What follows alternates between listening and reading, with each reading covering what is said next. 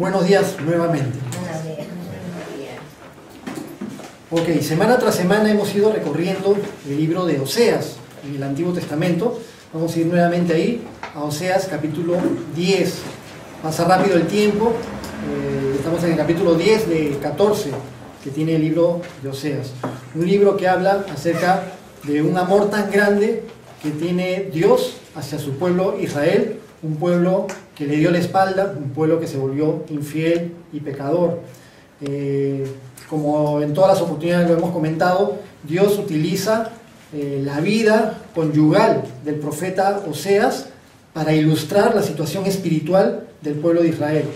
Oseas tenía una esposa que le era infiel y que le daba la espalda y lo dejaba de lado, confiando en lo que podía conseguir en otros brazos. El pueblo de Israel confiaba en su situación de prosperidad momentánea, material, y eso hizo que se aparte en parte, ¿no?, su corazón de Dios.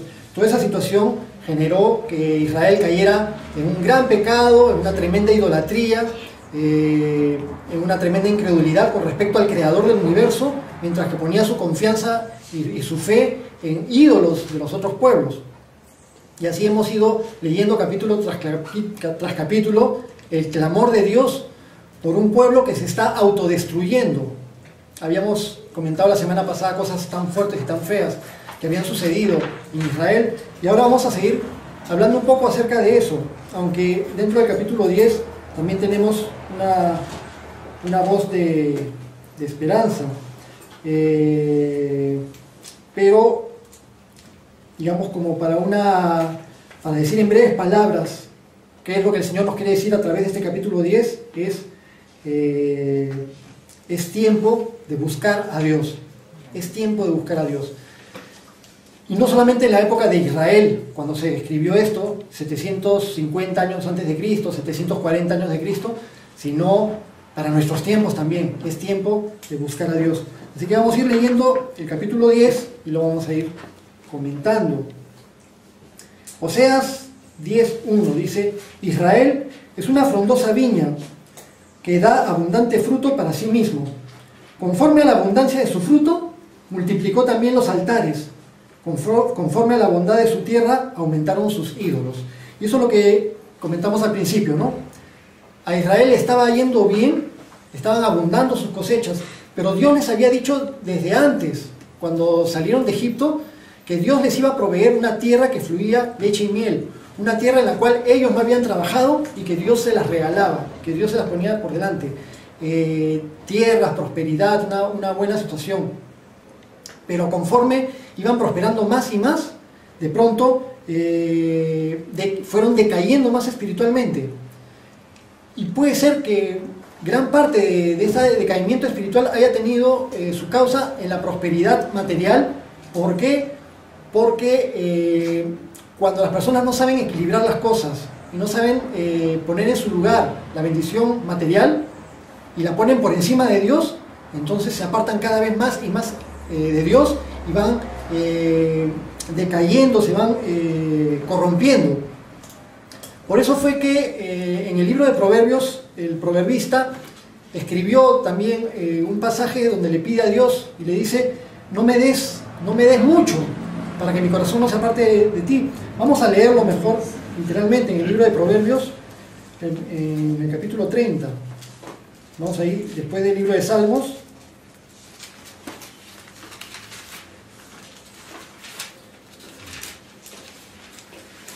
Proverbios 30, 8 y 9. 30, versículos 8 y 9. O la mitad del versículo 8, ¿no? Donde dice: no me des pobreza ni riquezas, manténme del pan necesario, no sea que me sacie y te niegue, y diga: ¿quién es Jehová?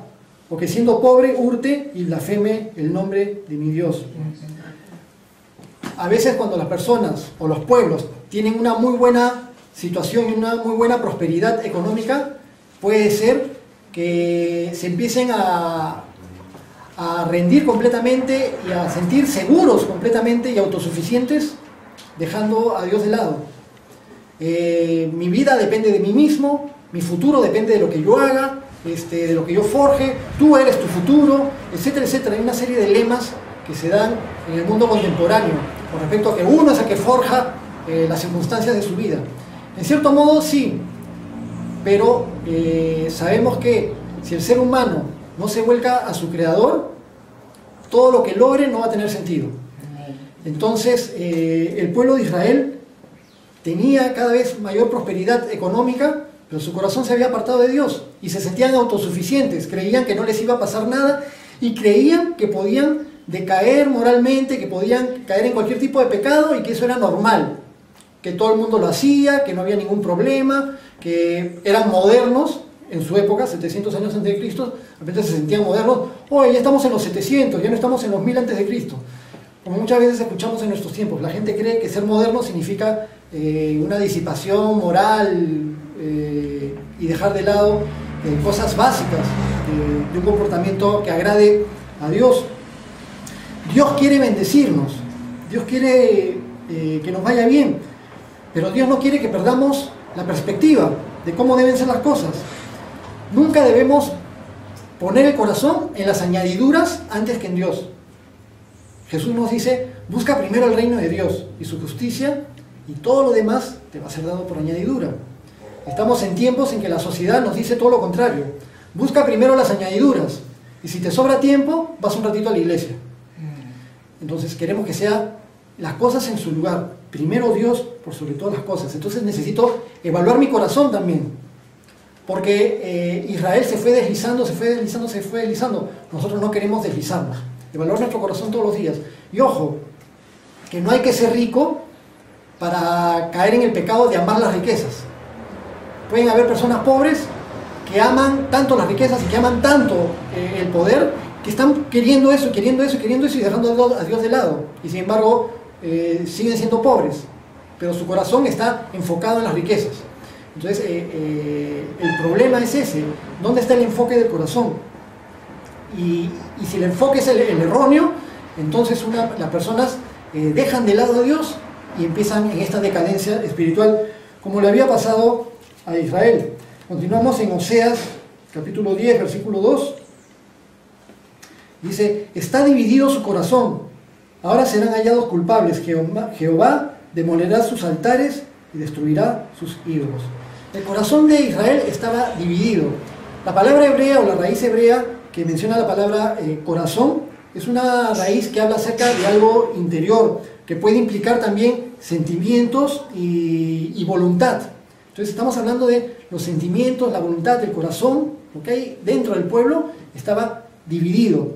Es decir, como que por una parte tenían una cierta conciencia de Dios, de Jehová de los ejércitos, del Creador, pero por otro lado amaban su prosperidad económica, amaban los placeres, amaban los vicios, amaban su estilo de vida y no lo querían dejar.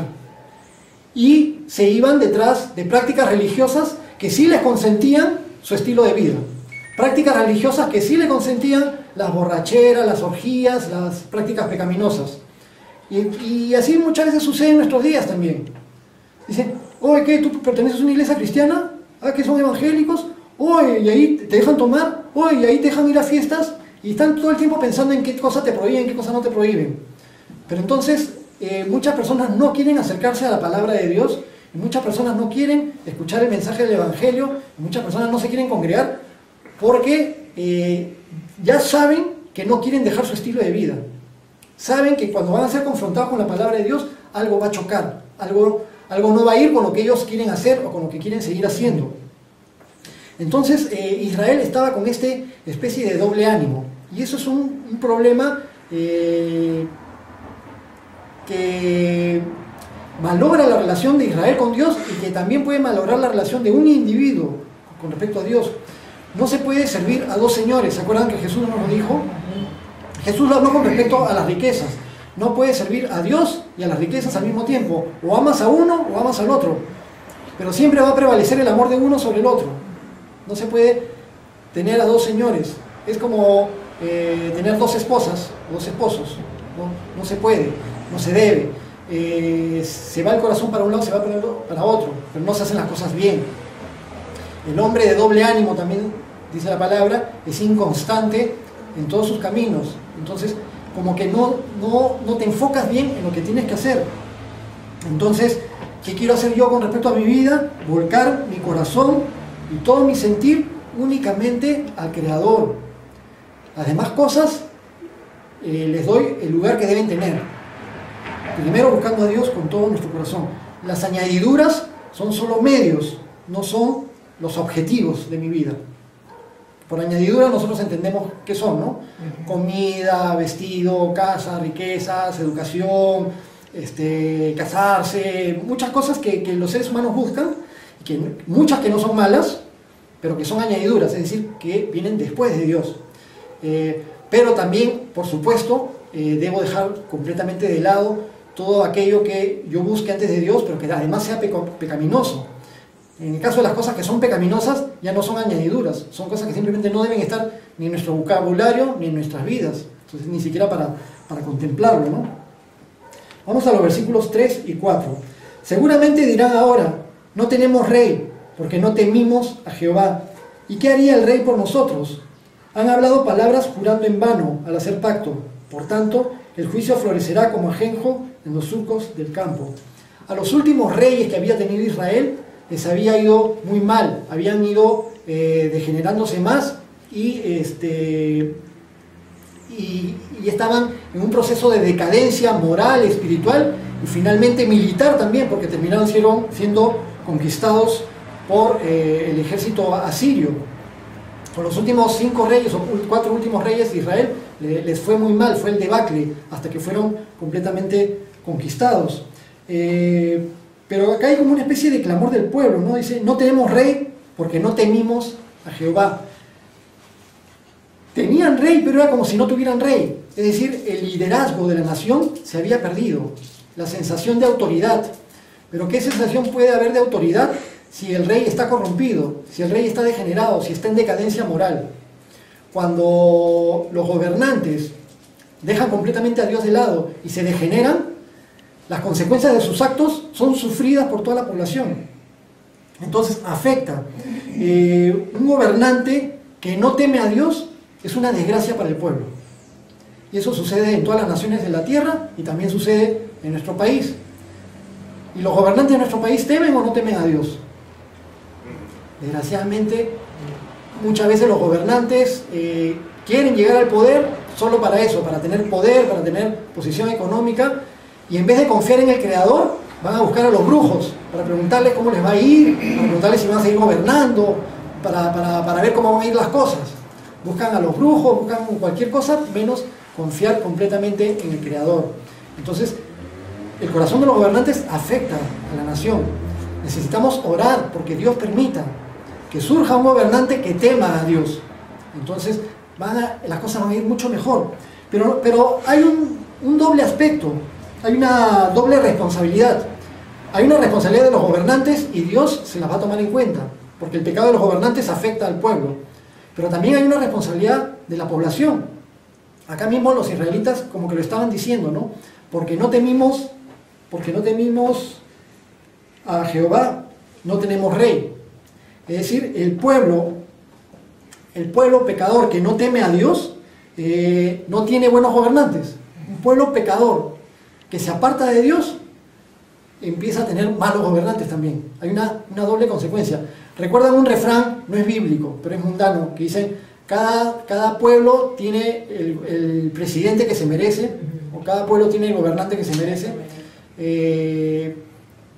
Tiene algo de cierto, aunque muchas veces recibimos lo que no merecemos también, pero hay una responsabilidad en nosotros. Quizá hayan cosas que nosotros no podamos cambiar de manera directa, pero hay cosas en las que como creyentes cristianos sí podemos participar. Y no digo que nos metamos en política, pero lo que sí podemos hacer es orar continuamente por nuestros gobernantes. Orar con todo nuestro corazón, con fervor y con continuidad. En las reuniones de oración, como iglesia, en casa, orar por nuestros gobernantes. Porque si a nuestros gobernantes les va bien, a todo el país le va a ir bien y nuestra situación va a ir bien. Es cierto que muchas veces hay gobernantes con los que no estamos de acuerdo, pero al menos si toda la comunidad cristiana, todos los cristianos que hay en el territorio nacional oran por el gobernante, Dios irá tocando su corazón y tendrá chispitas en las cuales Él se volcará a pedir el favor de Dios y la ayuda de Dios para tomar decisiones sabias. ¿Y se imaginan que un gobernante pide el consejo de Dios para tomar decisiones sabias? Va a ser muy diferente. Pero entonces también hay una responsabilidad de parte del pueblo. Entonces nosotros como pueblo de Dios queremos orar. No sabemos cuántos cristianos hay en el Perú, creyentes cristianos que han nacido de nuevo, que han recibido a Jesús como Señor y Salvador y que caminan en temor de Dios. No sabemos en número, pero sabemos que el Señor está obrando, que está creciendo la palabra del Señor a nivel nacional, que se está expandiendo. Entonces necesitamos ser una influencia preservante, necesitamos ser sal de la tierra, no solamente en nuestra comunidad, sino también para orar por nuestros gobernantes. Así que voy a hacer eso de ahora en adelante, a orar continuamente por mis gobernantes. Versículo 5. Dice: por las becerras de Bet-Aven serán atemorizados los moradores de Samaria, porque su pueblo lamentará a causa del becerro, y sus sacerdotes que en él se regocijaban por su gloria, la cual será disipada. Samaria era la capital del reino de Israel. Todo Israel había sido dividido en dos reinos, el reino del norte y el reino del sur. El reino del norte 10 tribus, el reino del sur 2 tribus. Las 10 tribus del norte continuaron llamándose Israel y las 2 tribus del sur se llamaron Judá. Israel y Judá. Las tribus del norte, que se llamaban Judá, tenían su capital en Samaria.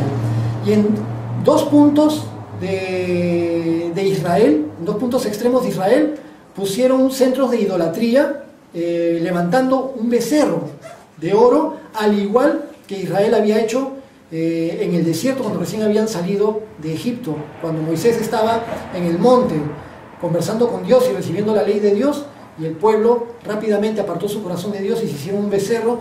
Todos conocemos la historia, y ahora el pueblo de Israel había caído nuevamente en el pecado de adorar a los becerros, y levantaron becerros en diferentes ciudades. Una fue en la ciudad de Betel, pero en una ciudad que se suponía que era un pueblo donde Jacob había tenido esta visión tan linda, en la cual había una escalera que unía el cielo con la tierra y ángeles subían y bajaban por ahí. Y esa escalera representa a Cristo, que nos une con el cielo, que Cristo es la escalera por medio de la cual podemos subir al cielo.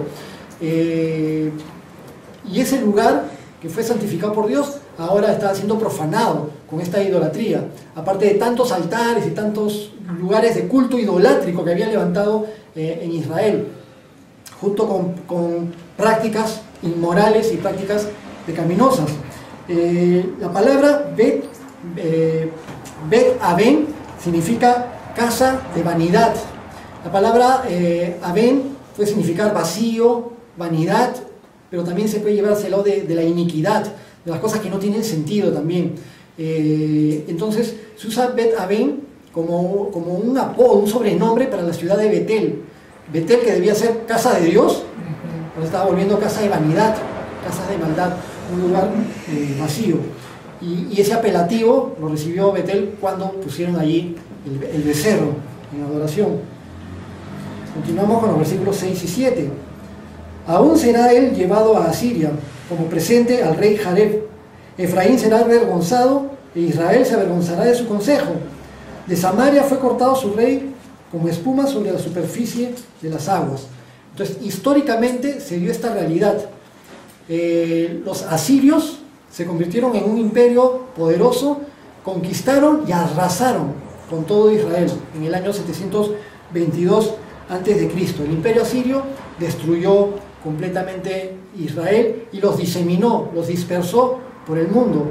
Y las 10 tribus del norte de Israel fueron dispersadas y nunca más se recompusieron de esa dispersión, aunque un tiempo más duró el reino de Judá. Pero el reino de Israel, el del norte, se disipó por todas partes, y los pocos pobladores que quedaron en la zona de las 10 tribus fueron mezclados con pueblos traídos de otros lugares, con religiones de otros lugares.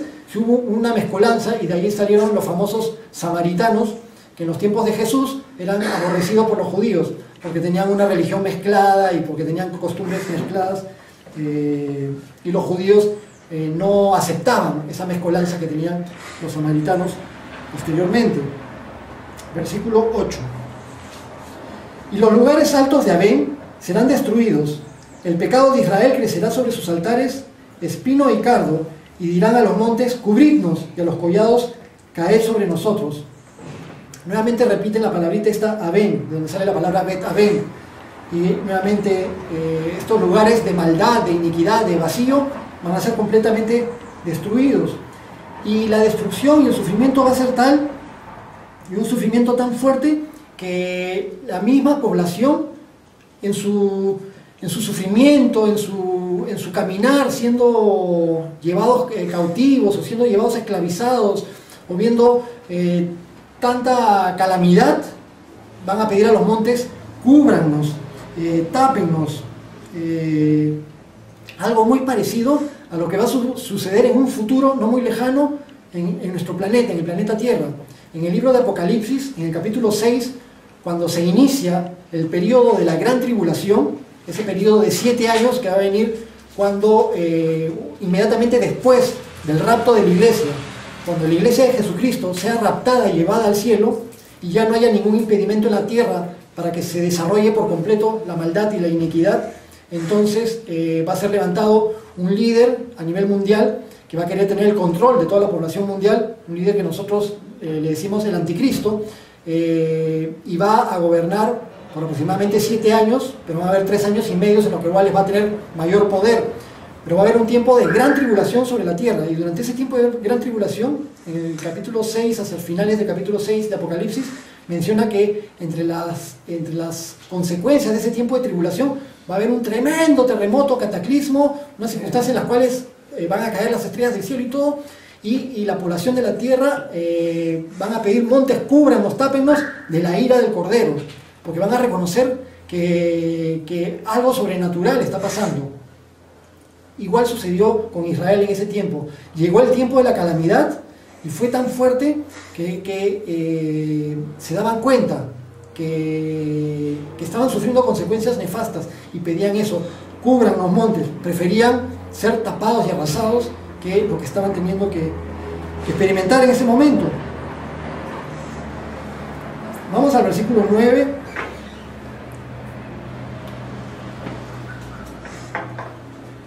Dice, desde los días de Gabaa has pecado, oh Israel. Allí estuvieron.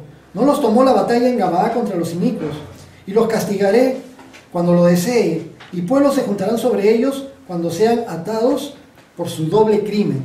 Ya habíamos comentado la semana pasada acerca del pecado que sucedió en Gabaa de Benjamín. Un pecado tan grave, tan degenerativo, cuando todo el pueblo de Gabaa se juntó en la casa de un anciano que vivía en Gabaa, donde se había alojado un levita con su concubina, y querían que el anciano sacara al levita para que todos los varones lo violaran. No hay niños ahora, y lo decimos tal como está relatado en el texto del libro de Jueces. Una circunstancia tan fuerte, tan degenerativa, y que sucedió en medio del pueblo de Dios en el libro de Jueces, o sea, en tiempos tan antiguos. Para decir que la degeneración de nuestro tiempo no es algo novedoso, pero muestra una decadencia completa, una decadencia moral, similar a la de Sodoma y Gomorra, como también habíamos comentado, similar a esa, y continúan en ese pecado, continúan en esas circunstancias, los voy a castigar por su doble crimen. Es decir, tanto era la maldad de Israel que era doble, era como mucho más de lo normal para el estándar humano, ¿no? Había una maldad multiplicada, o sea, la depravación, la degradación estaba generalizada, hasta que ya habían llegado a un punto donde ya no se arrepentían, donde ya no iban a dar marcha atrás, donde no querían reaccionar, donde ya las consecuencias se les venían encima. Versículo 11 dice, Efraín es novilla domada, que le gusta trillar, mas yo pasaré sobre su lozana cerviz, haré llevar yugo a Efraín, arará Judá, quebrará sus terrones Jacob. Hace una alegoría en los versículos 11 y 12, y en otros versículos también, como cuando empezamos al principio, continuamente hacen alegorías con referencias a circunstancias agrícolas. Y en este versículo 11 mencionan una palabra, ¿no? A Israel es como una novilla domada que le gusta trillar, pero ya no lo voy a dejar que siga trillando, sino que ahora la voy a hacer arar. Entonces hay una comparación entre lo que era trillar y lo que era arar. ¿Qué cosa es trillar? Trillar era cuando, y sigue siendo ahora también, cuando después de que se ha cosechado, la semilla o el grano tiene que ser separada, la cáscara y las plantas de lo que es el grano en sí. Entonces había muchos métodos para trillar, pero quizá el método al cual se están refiriendo en este es un método en el cual dejaban todo el campo, o la era que le dicen ahí, lo dejan con toda la cosecha del grano, toda la hierba ahí tirada, ¿no? Cosechada y tirada en el campo, y hacían pasar a las bestias por encima, que pasaran los bueyes caminando libremente, y en lo que pisoteaban, se iba separando la paja, el rastrojo, de lo que era la semilla en sí, la semilla que podría ser el trigo, cebada, centeno u otro sembrío. Entonces, en esta separación se iba separando todo, después ya sacaban a los animales y luego sí, lo tiraban todo al aire, el viento se llevaba las hojitas y quedaba ya la pura semilla. Ese es el zarandeo que venía después, ¿no? Pero en la forma de trillar había algo que era ventajoso para los bueyes, que no tenían que estar sujetos a necesariamente un yugo, no en este tipo de forma de trillar. Hay otras formas de trillar donde sí le ponían un yugo, pero cuando los dejaban sueltos no le ponían yugo. Y además recuerdan que en la ley de Moisés hay unas palabras que después las repite Jesús y las repite el apóstol Pablo, las palabras de la ley de Moisés que decían: no pondrás bozal al buey que trilla. Es decir, el buey cuando estaba trillando, la ley decía que no se le podía impedir que comiera. Entonces, mientras iba pisoteando toda la paja que quedaba, el buey se la comía y comía lo que quería, y la ley prohibía que le pongas un bozal para que no pueda hacerlo. Aunque algunas personas iban en contra de la ley y le ponían algo al buey para que no pudiera comerse lo que iba pasando. Pero en todo caso, si un buey fuera inteligente, le dieran a escoger: ¿qué prefieres, ir a trillar o ir a arar la tierra con un yugo? No, prefiero ir a trillar, porque encima de que estoy libre, encima puedo comer lo que quiera. Entonces, y Dios le está haciendo esa comparación al pueblo de Israel. Eres como una novilla domada, encima escoges lo mejorcito, un trabajo fácil y con mucha comida, pero ya no va a seguir siendo así, porque estás pecando. Ahora te voy a poner yugo y vas a arar. Es decir, ahora va a venir lo difícil. No apreciaron el tiempo de prosperidad. Iba a cambiar por un yugo de servidumbre, nuevamente. Entonces, eso debía hacer reaccionar al pueblo de Israel. El pueblo de Israel ya había estado en esclavitud en Egipto antes. Y eso también debe hacer reaccionar a las generaciones de seres humanos y debe hacernos reaccionar a nosotros y a las personas con las que nosotros hablemos, y para también educar a nuestros hijos también. El pecado, la depravación, la degeneración espiritual trae consecuencias también en la vida de las personas. Y no porque una persona tenga determinado tipo de prosperidad, no sabemos lo que puede estar sucediendo también por dentro. Siempre el pecado va a tener consecuencias. Y queremos ayudarnos unos a otros, aconsejarnos unos a otros y dejar a los demás con el buen consejo de que dejemos el pecado de lado, dejemos aquellas cosas que nos puedan separar de Dios, aquellas cosas que puedan traer situaciones calamitosas y trágicas a nuestra vida. Continuamos con el versículo 13. Sigue con esta comparación agrícola. Le dice: habéis arado impiedad y segasteis iniquidad. Comeréis fruto de mentira, porque confiaste en tu camino y en la multitud de tus valientes. Confiaste en tu camino, le dice Dios a Israel. Es decir, que Israel quería hacer las cosas a su manera, con su propio estilo de vida, y sentía confianza de que podía seguir así y que no iba a pasar nada. Como muchas veces los seres humanos en la actualidad. Y por eso es que Dios permitió también que recibiéramos un proverbio que dice: no seas sabio en tu propia opinión, no te fíes en tu propia prudencia. Es decir, no creas que en tus propios caminos, haciendo las cosas como tú quieres, como tú crees que es conveniente, no creas que eso es lo correcto o que así te va a ir bien.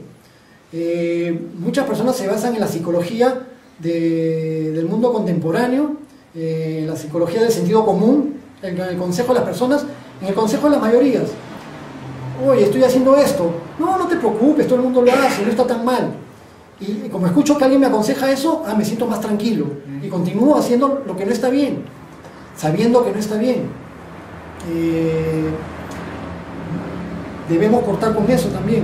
No confiar en aquellas cosas que no vienen de Dios. No confiar en que mi opinión puede estar por encima de la opinión de Dios. Que el consejo de alguien pudiera estar por encima del consejo de Dios. Y finalmente terminamos con los versículos 14 y 15.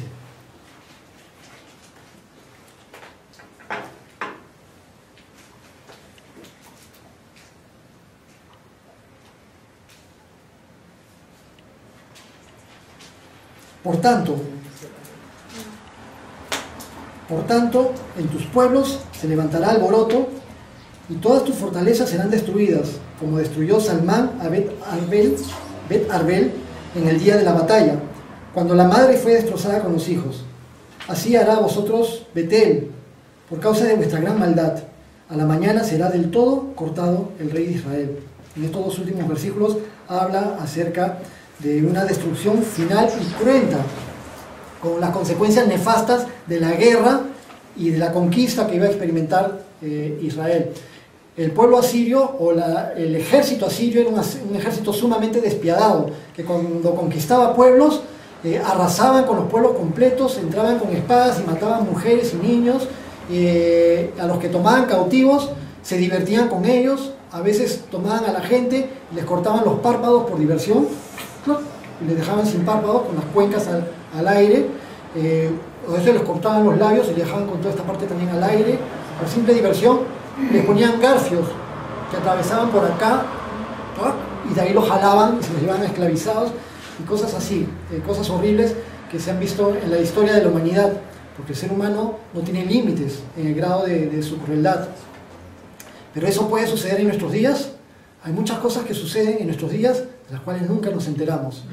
Una crueldad aplicada cuando asesinan a personas en diferentes lugares, en diferentes circunstancias, y que vemos continuamente en las noticias. Quizá el grado de crueldad que practican los ejércitos también lo practican muchos ejércitos en diferentes partes del mundo, pero con el grado de las comunicaciones más desarrolladas y que todo se conoce, quizá haya disminuido un poco, o al menos de lo que nosotros nos podemos enterar, pero la maldad latente en el ser humano está allí. Y todo eso empezó a sufrir Israel. Entonces, en el versículo 15 les dice: ¿por qué está sucediendo todo esto, Israel? Betel, casa de Dios, ¿por qué está sucediendo todo esto? Les dice: por causa de vuestra gran maldad. Para que Dios les diga por causa de vuestra gran maldad, es porque esa es la verdadera razón, la razón del sufrimiento de Israel. Entonces, si nos preguntamos ¿por qué le pasó todo esto a Israel?